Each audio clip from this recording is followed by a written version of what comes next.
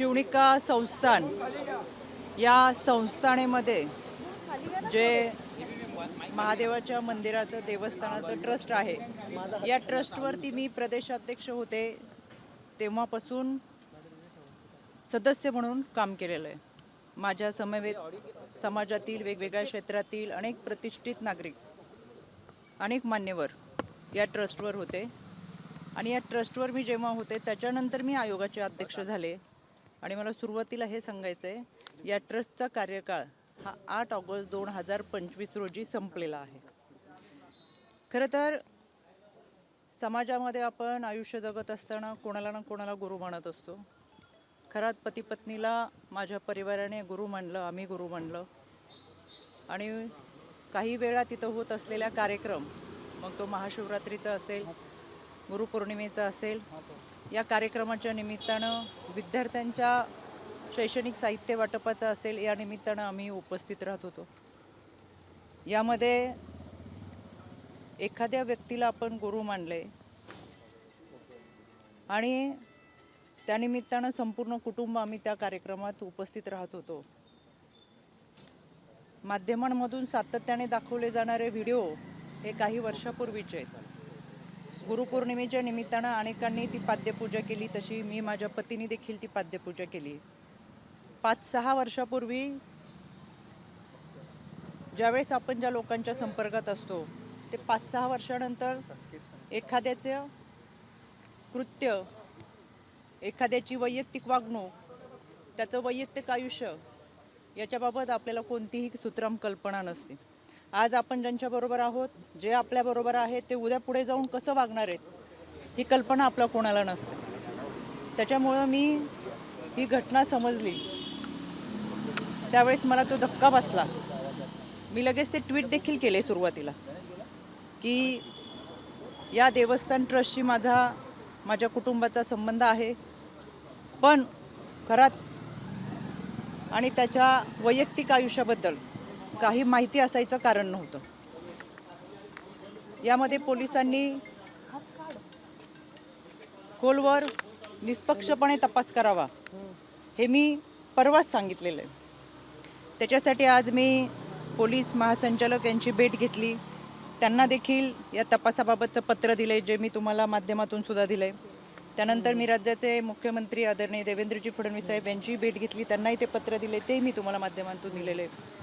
मी आता आदरणीय सुनेत्रा वहिनी, राष्ट्रवादी काँग्रेस पक्षाच्या आमच्या राष्ट्रीय अध्यक्ष, आमच्या नेत्या यांची भेट घेतली आणि एकंदर हा सगळ्या घटनेचा तपास हा पारदर्शकपणे व्हावा, निष्पक्षपणे व्हावा यासाठीची मागणी केली.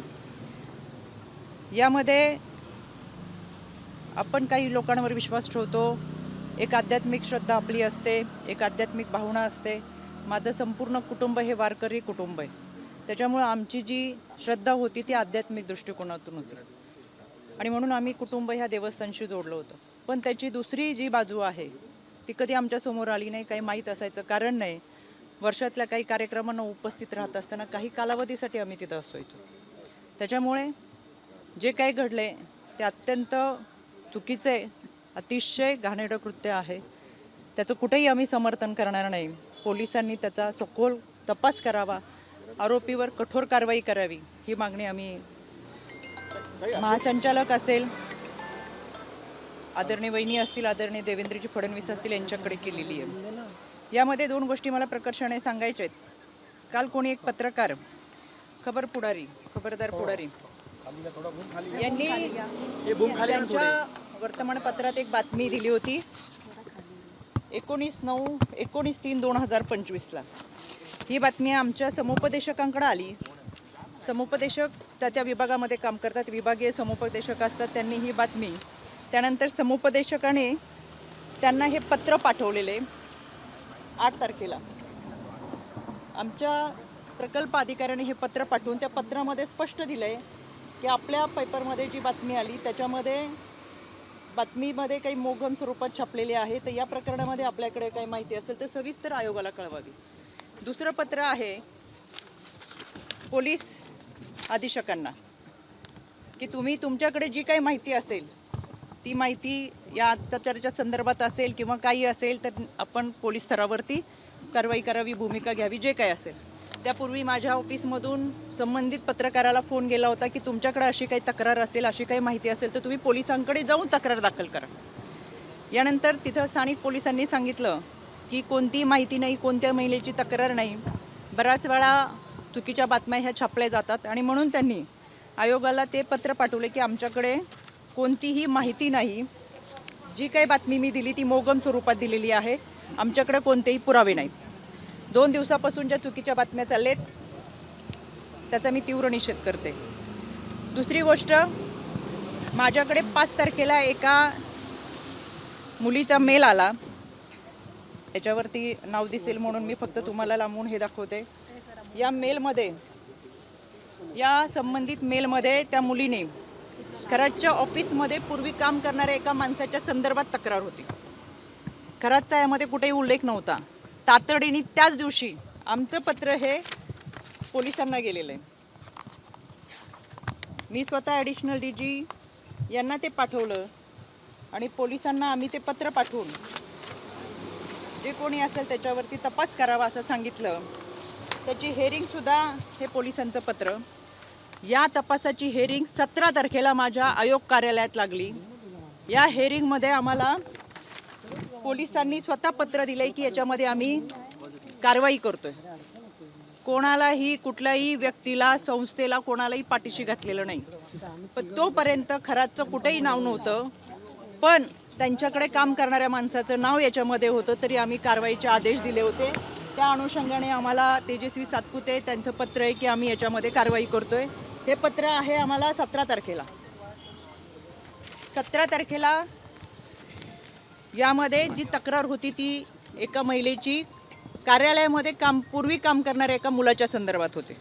त्याच्यामुळे मला आवर्जून सांगायचं आहे की अशा पद्धतीने जे काही गोष्टी 2 दिवस चालू आहेत, चुकीच्या बातम्या चालू आहेत, एखादी व्यक्ती पुढे जाऊन कशी वागती, त्याचं कृत्य, वैयक्तिक आयुष्य आपल्याला कोणाला माहीत नसतं. आम्ही जोडलो होतो तर मी पहिल्याच दिवशी ट्विट करून सांगितलं, हो आम्ही संस्थानाशी जोडलेलो होतो, देवस्थान ट्रस्टमध्ये होतो. ते फोटो माझ्या आहेत. अनेक वर्षापूर्वीच्या आमच्या कुटुंबाबरोबरचे फोटो तिथं होते आणि एखाद्या गुरुची, पतीपत्नीची पाद्यपूजा करत असताना गुरुपौर्णिमेच्या दिवशीचे फोटो आहेत. विशेष म्हणजे अनेक लोकांचे फोटो याच्यामध्ये आहेत, पण केवळ महिला म्हणून ज्या पद्धतीचं सॉफ्ट टार्गेट गेले 2 दिवसामध्ये करतात ते अत्यंत चुकीचं आहे. काही जणांनी पत्रकार परिषद घेऊन सातत्याने चुकीच्या बातम्या पसरवण्याचा प्रयत्न केला. कुणीतरी त्यांच्या आजच्या बातमीत दाखवलं 2 सप्टेंबरचा फोटो आहे. खरं हा माझा हा फोटो आहे 12 सप्टेंबरचा. ह्याच्यावरची 1 तारीख पुढची खोडली आणि 2 सप्टेंबर दाखवलं आणि काहीतरी त्या दिवशी अमावस्या पौर्णिमा काहीतरी आहे असं चुकीचं दाखवलं. माझ्या आजही अकाउंटवर गेलात तर हे फोटो असे आहेत, ते 2 सप्टेंबरचे नाहीत, ते 12 सप्टेंबरचे आहेत. दुसरी गोष्ट, 2 सप्टेंबरला आदरणीय अजितदादांच्या दौऱ्यात आम्ही होतो. हा माझा 2 सप्टेंबरचा फोटो आहे. 2 सप्टेंबरला हा फोटो झाल्यानंतर कुठेही माझ्या हाताला जखम नाही. हा 3 सप्टेंबर 4 सप्टेंबरचा फोटो आहे. माझ्या या भागामध्ये अधिकाऱ्यांच्या समवेत रस्त्याची पाहणी, कुठेही हाताला जखम नाही. हा 4 सप्टेंबरचा आहे आणि हा 5 सप्टेंबरचा फोटो आहे. कुठेही हाताला जखम नाही. कुठला दिवस होता, काय होता विधी तो माहीत नाही. आणि हा 6 सप्टेंबरचा आहे. कोणतीही हाताला जखम नाही. कायद्याच्या चौकटीतून ह्या सगळ्यांना आम्ही नोटिसा पाठवूच. चुकीच्या पद्धतीने बदनामी करणं, अश्लील टीका टिप्पणी करणं, खोटे नरेटिव्ह सेट करणं, खोट्या बातम्या प्रसाद करणं, या सगळ्यांच्या बाबत कायद्याच्या चौकटीतून प्रक्रिया नक्की करेल. मी परत सांगते, यामध्ये जी व्यक्ती होती ती दोषी आहेच, त्याच्यावर कठोर कारवाई झालीच पाहिजे. आपल्याला कोणत्याही व्यक्तीच्या वैयक्तिक आयुष्याबद्दल काही माहिती असायचं कारण नाही.